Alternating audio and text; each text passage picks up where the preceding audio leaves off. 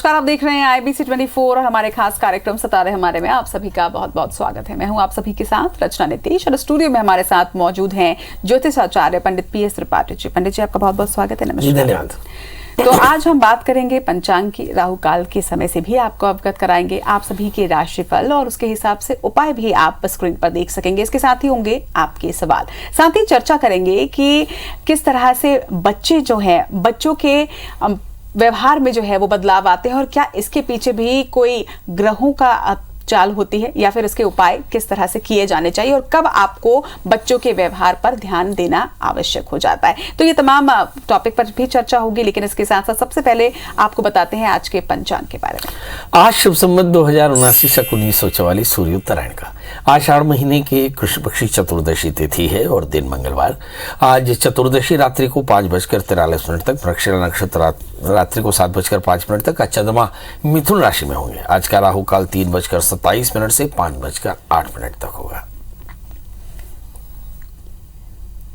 पंडित जी, बाल मन बहुत ही निर्मल होता है और ऐसा कहा जाता है कि बच्चों के ऊपर आसपास के एनवायरनमेंट का भी बहुत ही असर पड़ता है, लेकिन इसके विपरीत देखा गया है कि एक ही घर में एक ही माता पिता के दो बच्चे भी बहुत ही विपरीत नेचर के होते हैं। कोई बहुत ही क्रोधी होता है तो कोई बहुत ही शांत होता है। तो इससे ऐसा लगता है कि कई बार एनवायरनमेंट का असर उतना ज्यादा नहीं होता है, कहीं ना कहीं कुछ ग्रहों का भी फेर इसमें होता होगा शायद। मूल जो स्वभाव होता है बच्चों का, उसके ऊपर कितना ही असर होता है और उसका उपाय किस तरह से है? देखिए, सबसे पहले तो हम ये देख लें कि 12 जो लग्न हैं, 12 राशियां जो हैं, 12 लग्न जो हैं, वो उसके चलते अलग अलग स्वभाव आपको दिखाई पड़ेंगे। जैसे मेष और वृश्चिक राशि के स्वामी मंगल होते हैं, तो मेष और वृश्चिक लग्न के जातक आमतौर पे काफ़ी फायरे होते हैं।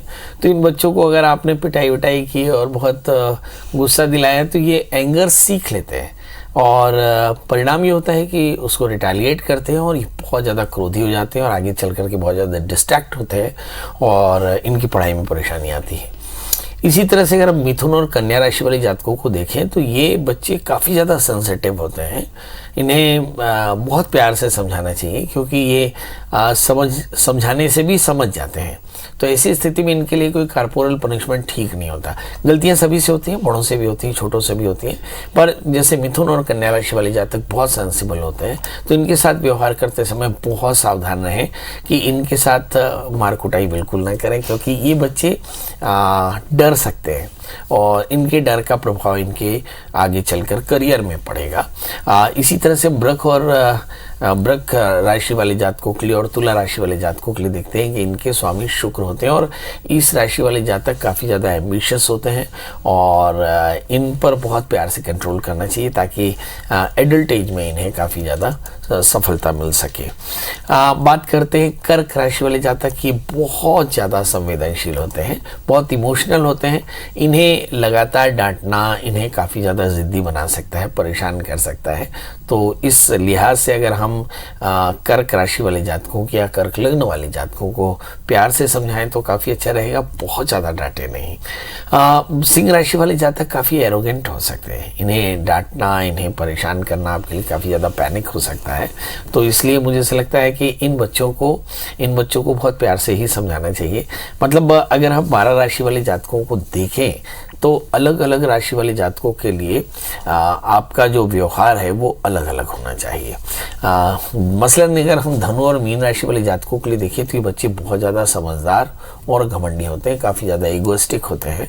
ये अच्छे सलाहकार बन सकते हैं, मगर पेरेंट्स से आमतौर पे इन बच्चों की अलग सोच होती है। प्रशासन में कुशल होते हैं, इनकी ऊर्जा को सही दिशा इन्हें समझाना बहुत ज़रूरी होता है और इन्हें समझाने के लिए पर्याप्त कारण और आपके पास पर्याप्त ज्ञान होना चाहिए। किंतु सभी के तालमेल बिठाने की आदत डाल करके आप इन्हें घमंडी होने से बचा सकते हैं। जैसे मैंने बताया कि वृषभ और कर्क राशि वाले जातक बच्चे बेपरवाह, शौकीन और दिखावा पसंद होते हैं, हंसमुख और कला प्रेमी होते हैं। इन्हें सामान्य जीवन में, जीवन शैली में इनके स्वभाव को डाल करके आप इन्हें बेहतर इंसान बना सकते हैं। मकर और कुंभ राशि वाले जातक, वृश्चिक राशि वाले जातक भी काफ़ी ज़्यादा खिलाड़ी किस्म के होते हैं और थोड़े न्यूसेंस मेकर होते हैं, बहुत ज़्यादा करस्तानियाँ करते हैं और इन्हें अच्छे साथी की ज़रूरत होती है। तो ऊर्जावान, शैतान, तीव्र बुद्धि के विद्रोही बच्चों को रिस्क लेना बहुत अच्छा होता है। इन्हें अनुशासन में रखना काफ़ी कठिन होता है, ये व्यसन के शिकार भी हो सकते हैं। इसलिए अनुशासन के क्षेत्र में इनके लिए बहुत ज़्यादा ध्यान देने की ज़रूरत है। मीन और धनु राशि वाले जातकों के लिए कहा कि ऐसे बच्चे बहुत बुद्धिमान और आशावादी होते हैं, रिसर्च के कामों में रुचि लेते हैं और उनके साथ धैर्य के साथ बातचीत करना चाहिए और सही संस्कार दिशा निर्देश देना चाहिए, तभी आप काफ़ी बेहतर तरीके से अपने बच्चों की परवरिश कर सकते हैं। कुल मिलाकर के एक बात तो अपने दिमाग में रख लेनी चाहिए कि आप भूल करके भी बच्चों को कारपोरल पनिशमेंट ना दें, एक। दूसरा, बच्चों को जलील ना करें, दो। जो आमतौर पे पेरेंट्स ड्राइंग रूम में बैठ करके अपने दोस्तों के बीच में अपने बच्चों की बात करते हैं, तो कोशिश करें कि अच्छी बातें तो करें मगर बुरी बात बिल्कुल ना करें। तीसरी बात होती है कि बच्चों को हमेशा अप्रिशिएट करना चाहिए।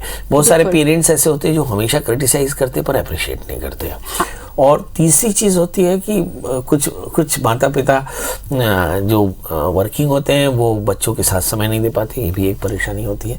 और एक बात और भी होती है कि हम कई बार बच्चों को समझने में गलती कर देते हैं, है ना।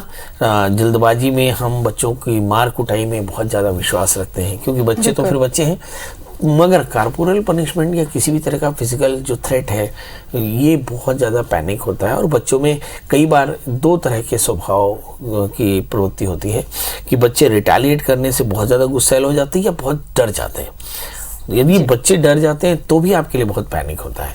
तो अब इन बातों का एकदम ध्यान रखें, क्योंकि बच्चों की परवरिश करते समय इन बातों को समझ लें कि बच्चे की खासियत क्या है और बच्चों को किस तरह से किन चीज़ों को इन्हांस करना है, किन चीज़ों को दबाना है।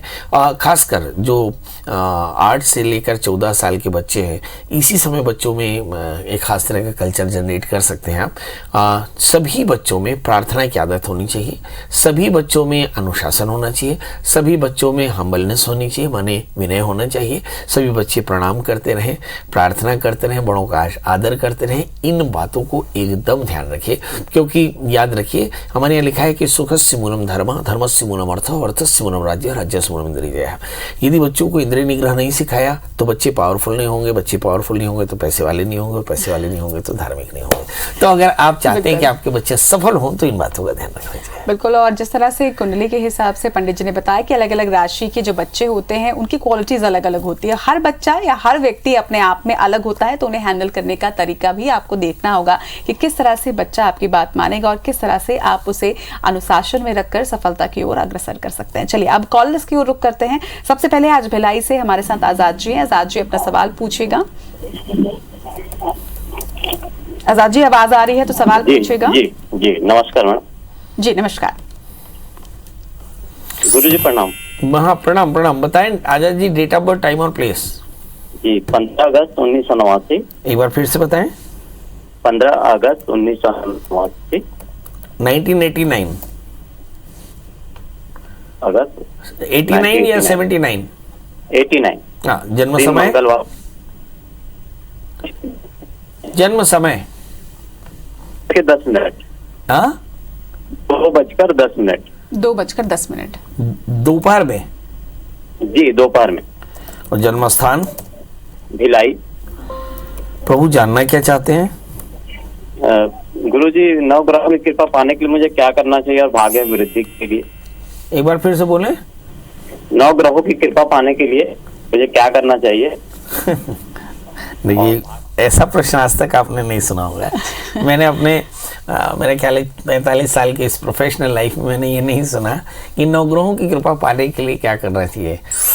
मेरा ख्याल है कि सबसे बढ़िया, अब तक की जिंदगी का सबसे बढ़िया सवाल है कि हमारे बोलते ग्रह धातु से बना, ग्रह जिसका अर्थ होता है पकड़ लेने वाला, राइट।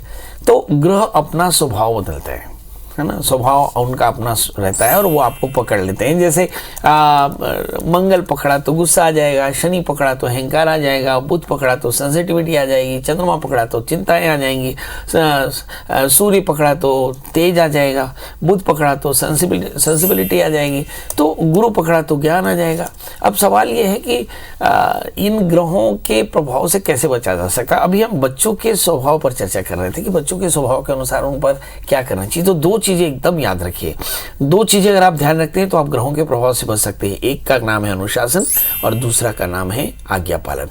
है ना। इसका मतलब आज्ञा पालन माने एक्सटर्नल ओबीडियंस, माना जैसे कोई मशीन है वो दो तरह से गवर्न होती है, या तो ऑटोमेटिक होती है या बाहर से मैनुअल होती है।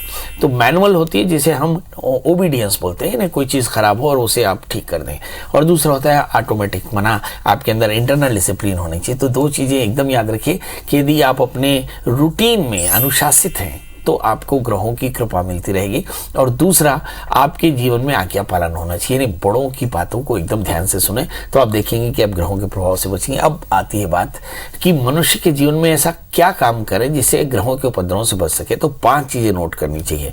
पहला है नाम जाप, दूसरा है दान, तीसरा है सत्संग, चौथा है यज्ञ, और पांचवा है स्वाध्याय। यानी नाम का जाप करें, प्रार्थना करें, दान करें, स्वाध्याय करें, यानी गीता, भागवत, ब्रह्मसूत्र इनका पाठ करें, और साथ में अच्छे लोगों की संगत करें, और थोड़ा सा यज्ञ करते रहें। अगर आप 5 चीजें करते हैं तो याद रखिए कि आपको ग्रहों का प्रभाव नहीं पड़ेगा।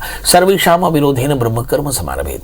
यदि आप निर्विरोध रहते हैं, विवादों से बचे रहते हैं, तो भी आपके जीवन में निर्विघ्नता बनी रहती है।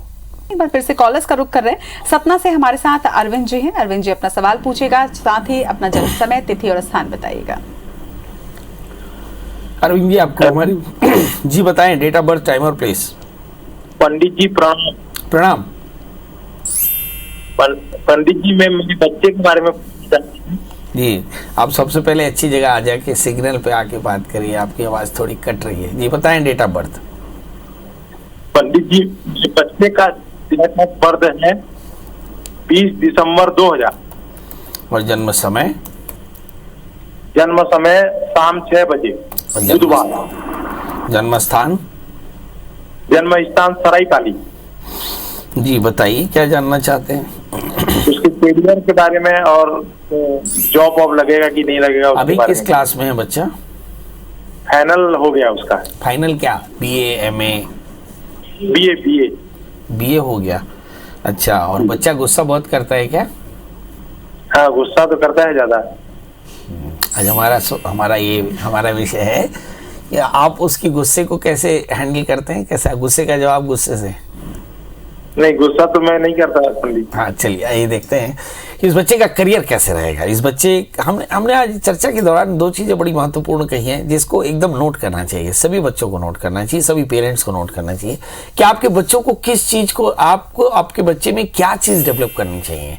एक है कंप्लीट हम्बलनेस, ओबीडियंस और डिसिप्लिन। ये 3 चीजें मेंटेन करिए। बच्चे को पढ़ाने के लिए बहुत सारा समय मत दीजिए, मगर ये 3 चीजें स्ट्रिक्टली मेंटेन होनी चाहिए। याद रखिए कि ये चीजें मेंटल कंडीशन को दर्शाती हैं। एक सामान्य व्यक्ति हम्बल होता है, एक सामान्य व्यक्ति आज्ञापालक होता है, और एक सामान्य व्यक्ति बहुत अनुशासित होता है। यदि आपके बच्चे में ये 3 सामान्य गुण हैं तो आप मान सकते हैं कि आपका बच्चा आईएएस बन सकता है, आईपीएस बन सकता है, डॉक्टर बन सकता है, इंजीनियर बन सकता है। अब आपके बच्चे की चर्चा करेंगे। चर्चा इसलिए उत्पन्न हुई क्योंकि आपके बच्चे का जन्म लग्न मिथुन है, लग्न में राहु है, 12वें स्थान में शनि है।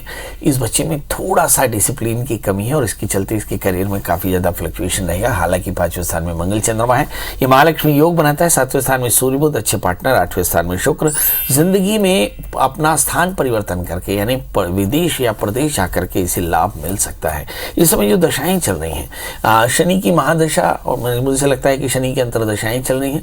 गुरु की महादशा में शनि का अंतर 2024 तक चलेगा, और शनि इनके 12वें स्थान में है। तो मुझे लगता है कि अभी 2 साल इनके करियर में विलंब है। 2 साल के बाद इनका करियर काफी अच्छा रहेगा। शनि चूंकि भाग्येश होकर के 12वें स्थान में है, इसलिए बहुत बार इन्हें अवसर चूकने की संभावनाएं बन सकती है। सिर्फ एकाग्रता के कारण करना क्या चाहिए, तो इन्हें चाहिए कि 4 कैरेट का पन्ना 4 कैरेट का ऊपर पहना है। बच्चे से कहें कि शनि का व्रत करे, काले तिल काले उड़द का दान करे, और कठोरता से क्रोध पर नियंत्रण करे, और अनुशासित रहे। तो निश्चित तौर पर ये बच्चा का करियर आगे बहुत अच्छा रहेगा। चलिए अगले कॉलर की ओर रुख कर रहे हैं। अनिल जी हमारे साथ है। अनिल जी, समय का थोड़ा अभाव है, जल्दी से अपना सवाल पूछिएगा। अनिल जी फटाफट डेट ऑफ बर्थ बता दें। पंडित जी नमस्कार। जी नमस्कार। मेरी बेटी का जन्मदिन है, जन्म दिनांक है 21/4/94। समय? सुबह 6:10 ग्वालियर। सवेरे शाम? सुबह 6:10 ग्वालियर। प्रभु जानना क्या है? बच्ची की शादी का योग और ट्रांसफर कब तक है? ट्रांसफर कब तक है बच्ची का, शादी का योग कब तक है। इस बच्ची का जन्म लग्न मेष राशि, इसकी सिंह है। इसके इस समय बृहस्पति 8वें में भ्रमण कर रहे हैं। बृहस्पति अप्रैल के आसपास में कहीं 9वें स्थान में जाएंगे। इस बच्चे की शादी और करियर तभी होगा और तभी इसका ट्रांसफर होगा। मतलब इस सेक्शन में ट्रांसफर अगर ना हो तो बहुत आश्चर्य ना करें, मगर शादी से पहले इस बच्चे का कुंभ नांदीमुख शादी के साथ में जरूर कराएं। और सप्तमेश चूंकि शुक्र है और शनि से आक्रांत है, इसलिए शादी करते समय इस बच्चे की रजा जरूर पूछें, क्योंकि ये बहुत जरूरी होगा। मुझे ऐसा लगता है कि इसकी लाइफ में कोई चॉइस भी हो सकती है। जी। तो ये तो बात हुई कॉलर्स की, लेकिन पंडित जी जिस तरह से आज हम बच्चों के बारे में बात करें तो एक छोटा सा सवाल आपसे जरूर जानना चाहूंगी कि बच्चे जब पढ़ाई करें तो किस दिशा में मुख करके करें। इसके अतिरिक्त अगर आप बच्चों से जुड़ी कोई और विशेष जानकारी देना चाहते हैं। देखिए क्या होता है, हमारे यहाँ पे जो 2 तरह की एनर्जी होती है, एक सोलर एनर्जी होती है, दूसरी मैग्नेटिक एनर्जी होती है। यदि हम सोलर एनर्जी की बात करें तो सोलर एनर्जी ईस्ट से वेस्ट की ओर चलती है और मैग्नेटिक एनर्जी नॉर्थ से साउथ की ओर चलती है। तो यदि आप अपने बच्चे को नॉर्थ ईस्ट में बैठ करके पढ़ाएंगे तो आप देखेंगे कि बच्चा सवेरे से लेकर के शाम तक बहुत सारी ऊर्जा प्राप्त करेगा और इस एनर्जी के कारण वो काफ़ी बेहतर रहेगा। मगर पढ़ते समय, ध्यान करते समय, योग करते समय, साधना करते समय, पूजा करते समय आप ईस्ट फेसिंग यानी पूर्वाभिमुख रहें तो काफ़ी अच्छा रहेगा। यदि आप किसी प्रकार की कॉमर्शियल एक्टिविटी करते हो तो आप नॉर्थ फेसिंग रहें तो काफ़ी अच्छा रहेगा। तो इस बात का एकदम ध्यान रखें कि आपका बच्चा पढ़ते समय ईस्ट फेसिंग रहे। जी। तो ज्योतिष में तमाम सवालों का, तमाम समस्याओं का समाधान है, लेकिन इसके लिए जरूरी है कि आप समझें कि समस्या क्या है। अगर बच्चे कुछ अलग व्यवहार कर रहे हैं, क्या समस्या है, ये जानने के लिए, ये समझने के लिए आपको उनके साथ वक्त बिताना पड़ेगा। तो अपने बच्चों के साथ आप वक्त जरूर बिताइए। और इसके साथ ही जैसा हमने कार्यक्रम की शुरुआत में ही कहा, हर बच्चा अपने आप में अलग होता है, उसका किसी से कंपैरिजन ना करें और हर बच्चे के अलग व्यवहार के साथ उन्हें हैंडल करना जरूर सीखें। चलिए, आज के इस खास कार्यक्रम में इतना ही। उम्मीद करते हैं कि आपको ये कार्यक्रम पसंद आया होगा। कल फिर से एक बार हाजिर होंगे आप सभी के सवालों का जवाब लेकर। सितारे हमारे में। दीजिए इजाजत, नमस्कार।